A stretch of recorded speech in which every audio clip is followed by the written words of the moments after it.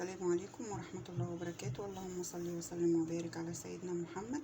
هنعمل النهاردة مع بعض الحواوشي برضو بتركة كده هتخلي العيش طري ان شاء الله، واللحمة برضو اللي من جواه طرية. ده بصل كده في الكبة، ودي قوطة وفلفل هحطهم.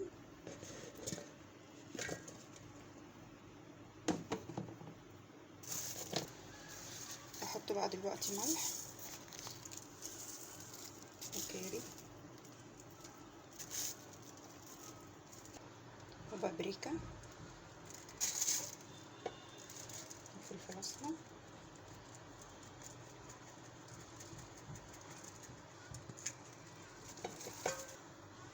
احط كمان دبس رمان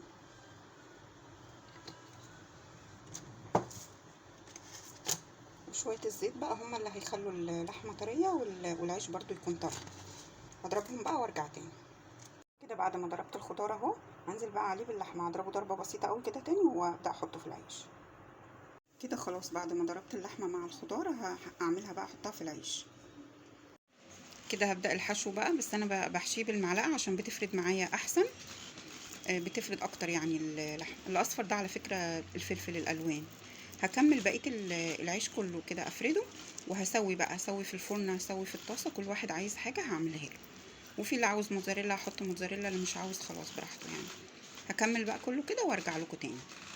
كده بعد ما حطيت فيه الموتزاريلا فوق اللحمه بتاعه الحواوشي، هسوي بقى واوريكم بعد كده. ده كده الصاج اللي انا هدخله الفرن، هحط عليه الحواوشي وادخله الفرن. دهنته زيت، وهرص الحواوشي وادهن برده الحواوشي من فوق الوش كده زيت، وادخله بقى الفرن.